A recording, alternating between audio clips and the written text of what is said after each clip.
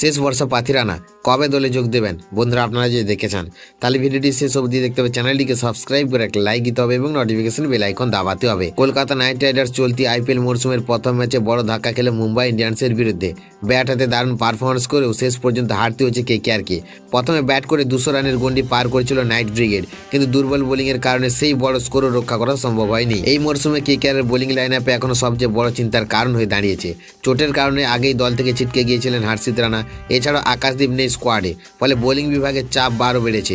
এরই মধ্যে শ্রীলঙ্কার পেস তারকা মাথিসা পাথিরানা কবে দলে যোগ দেবে তা নিয়ে জল্পনা তুঙ্গে। এই প্রসঙ্গে গুরুত্বপূর্ণ আপডেট দিয়েছেন কেকেআরের অ্যাসোসিয়েট কোচ শেন ওয়াটসন। তিনি জানিয়েছেন আপাতত শ্রীলঙ্কা ক্রিকেট বোর্ডের অনুমতির অপেক্ষায় রয়েছে দল। যত দ্রুত সম্ভব পাথিরানাকে দলে আনার চেষ্টা চলছে। ওয়াটসন আরও বলেন, পাথিরানা দলে যোগ দিলে তাকে সেরা মেডিকেল ও সাপোর্ট দেওয়া হবে এবং প্রয়োজন ছাড়া মাঠে নামানো হবে না।